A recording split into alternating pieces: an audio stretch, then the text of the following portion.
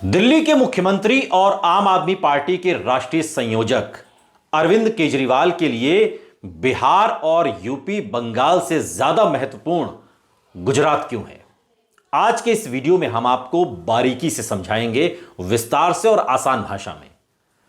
निश्चित तौर पर उपचुनाव में गुजरात की विसावदर सीट जीतने के बाद अरविंद केजरीवाल का कर्तव्य पथ अब गुजरात बनता जा रहा है कि वो वहां के लोगों की समस्याओं को समझें, मुश्किल वक्त में गुजरात के लोगों के बीच मौजूद रहें और अपनी मौजूदगी हर विधानसभा में दर्ज कराएं।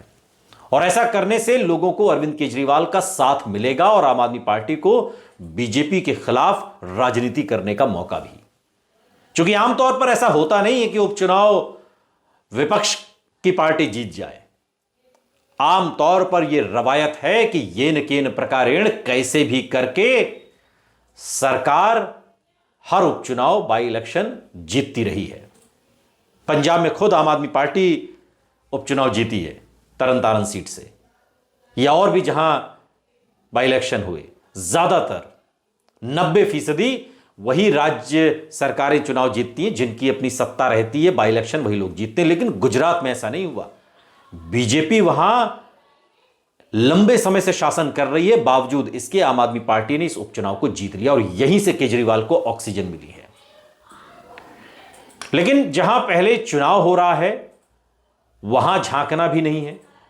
गुजरात के लिए 2 दिन का, 3 दिन का, 4 दिन का, हफ्ते हफ्ते का दौरा प्लान अरविंद केजरीवाल कर रहे हैं। तो आप इस गंभीरता को भी समझिए। केजरीवाल बिहार नहीं गए, केजरीवाल ने अपना फोकस पंजाब में बनाया और अब गुजरात में। बंगाल में भी उनकी दिलचस्पी नहीं है। बेशक अरविंद केजरीवाल को यह हक है कि वो कहां की राजनीति करें और कहां की राजनीति ना करें। राजनीति तो कोई जो जहां चाहेगा वहीं की कर पाएगा, जहां उसे उम्मीद होगी वहीं जहां प्रभाव होगा। लेकिन सवाल यह है कि क्या यूपी, बिहार, बंगाल, इन सबसे ज्यादा महत्वपूर्ण अरविंद केजरीवाल के लिए गुजरात है। गुजरात जहां सीधे मोदी शाह की जोड़ी से भी मुकाबला होगा। अगर बिहार से अरविंद केजरीवाल को कोई उम्मीद न थी न मिली, लेकिन फिर भी अरविंद केजरीवाल ने बिहार में अपने कैंडिडेट उतारे, 99 सीटों पर कैंडिडेट उतारे और 83 पर चुनाव लड़ा। आम आदमी पार्टी के नेता संजय सिंह लगातार बिहार का दौरा करते रहे, कार्यकर्ताओं को मजबूत करते रहे और बिहार में 1.5 लाख से ज्यादा वोट अरविंद केजरीवाल की पार्टी लेकर आई है। यह भी आसान नहीं है। लेकिन अब गुजरात को लेकर अरविंद केजरीवाल का क्या प्लान है? गुजरात को लेकर क्या सोच रहे हैं अरविंद केजरीवाल? क्योंकि सबसे बड़ा सवाल यह है कि क्या दिल्ली के पूर्व मुख्यमंत्री अरविंद केजरीवाल की यूपी और बिहार की चुनावी राजनीति में बिल्कुल दिलचस्पी नहीं है? और अगर ऐसा ही है तो फिर आम आदमी पार्टी बिहार की सभी सीटों पर चुनाव लड़ने का पहले दावा कर रही थी और बाद में 99 सीटों पर चुनाव लड़ा क्यों? तो इसके पीछे की वजह हमने आपको पहले भी बताई है।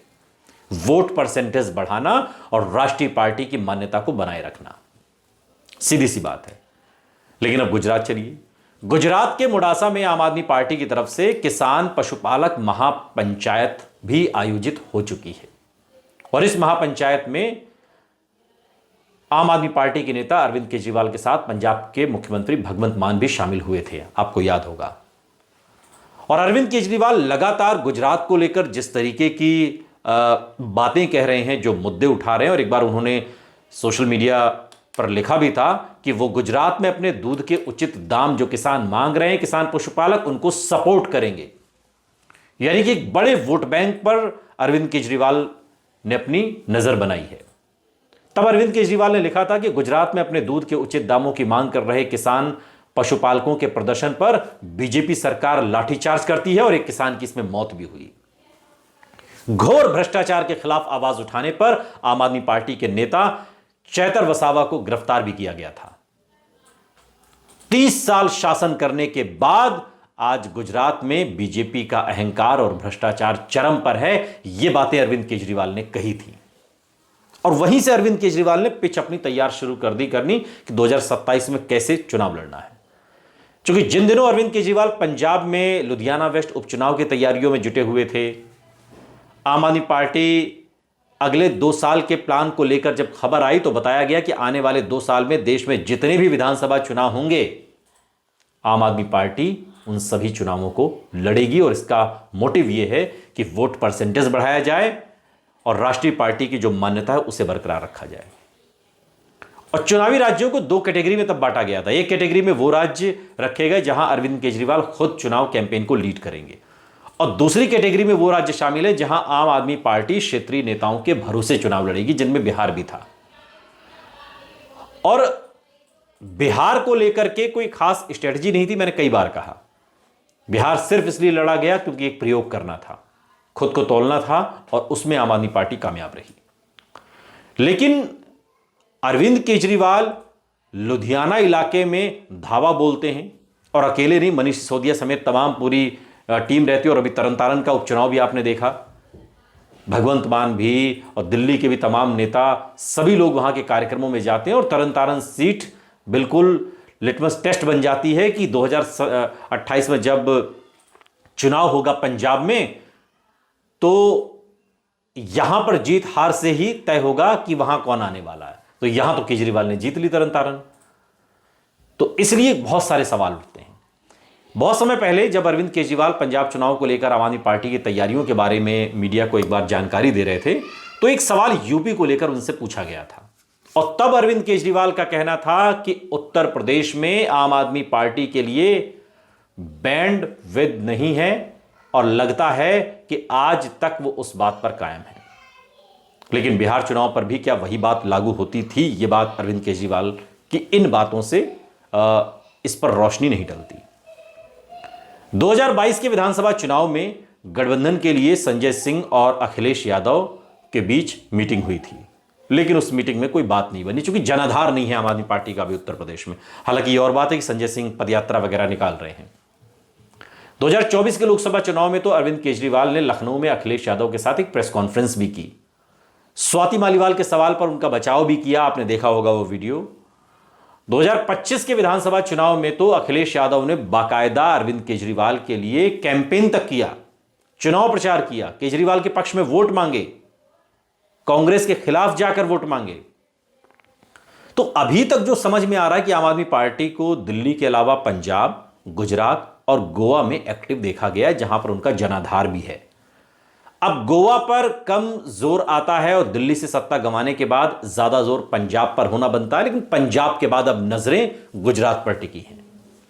उपचुनाव जीतने के बाद आम आदमी पार्टी पूरे जोश में है और उसे लगता है कि गुजरात फतेह किया जा सकता है, कांग्रेस का विकल्प बना जा सकता है और बीजेपी से जंग लड़ी जा सकती है। तो सवाल यह कि यूपी बिहार में कांग्रेस कमजोर है, इसलिए अरविंद केजरीवाल चुनावी राजनीति से दूरी बना लेते हैं, और क्या इसलिए भी क्योंकि यूपी बिहार की कास्ट पॉलिटिक्स में अरविंद केजरीवाल आम आदमी पार्टी को मिसफिट भी पाते हैं। तो जहां जहां कांग्रेस मजबूत है वहां वहां अरविंद केजरीवाल चुनाव लड़ रहे हैं। और सच तो यही लगता है कि अरविंद केजरीवाल कामयाब वहीं होते हैं जहां कांग्रेस प्रभावी होती है, वो चाहे पंजाब हो, चाहे गुजरात हो, चाहे गोवा हो। दिल्ली से पंजाब और गुजरात तक यह देखा जा चुका है। दिल्ली के पहले चुनाव में अरविंद केजरीवाल ने कांग्रेस को 8 सीटों पर समेटा और बाद में समर्थन लिया और फिर सरकार बनाई, और उसके बाद कांग्रेस 0 से ऊपर उठी नहीं है। 3 चुनाव हो चुके। यह और बात है कि तब पहले बार में 49 दिन की सरकार बनी थी, लेकिन बाद में केजरीवाल बम्पर तरीके से सामने आए। 67 और फिर 62 सीटें। बीजेपी भी आज सरकार में है दिल्ली में, लेकिन उतनी सीटें नहीं आई बीजेपी की। तो गुजरात में भी जो अगले अटेम्प्ट में सत्ता हासिल की जा सकती, इसको लेकर मंथन हो रहा है। गुजरात में भी जो 5 सीटें आम आदमी पार्टी ने जीती, वो कांग्रेस के हिस्से की सीटें थीं। 2017 के चुनाव में बीजेपी को 100 सीटों से कम पर रोक देने वाले राहुल गांधी की कांग्रेस को अरविंद केजरीवाल ने 17 सीटों से आगे बढ़ने ही नहीं दिया। और 2017 के चुनाव में कांग्रेस को 77 विधानसभा सीटें आई थी। तो पंजाब में पिछली बार अरविंद केजरीवाल की सरकार बना लेने की वजह से कांग्रेस की जो अंदरूनी कलह है और बीजेपी को कमजोर होना था, आने वाले चुनाव में परिस्थितियां काफी बदली हुई हो सकती हैं। लेकिन अभी सारा फोकस गुजरात पर है। कैसे भी करके केजरीवाल गुजरात से बीजेपी को हटाना चाहते हैं, यह उनकी तैयारी है। आमतौर पर कहा जाता है कि बीजेपी हर वक्त चुनावी मोड में रहती है, लेकिन इस बार लगता है गुजरात के मुद्दे पर अरविंद केजरीवाल बीजेपी से भी आगे निकल गए और अभी से वहां पर चुनावी तैयारियां शुरू हो गई हैं।